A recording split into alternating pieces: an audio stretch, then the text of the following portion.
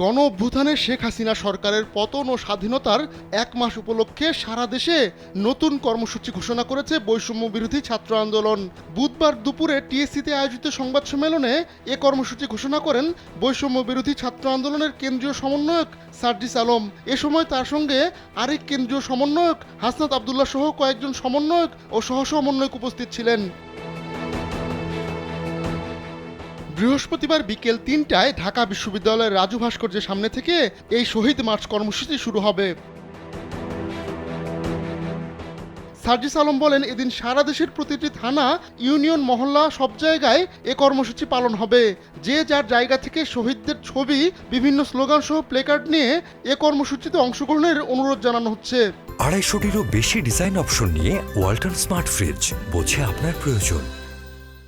কেন্দ্রীয় কর্মসূচির অংশ হিসেবে নিউ মার্কেট, ধানমন্ডি, কলাবাগান, ফার্মগেট, শাহবাগ, রাজু ভাস্কর্য হয়ে শহীদ মিনারে গিয়ে এই শহীদ মার্চ শেষ হবে। এর আগে ছাত্র জনতার অব্যাহত আন্দোলনে গেল 5 আগস্ট পতন ঘটে শেখ হাসিনা সরকারের।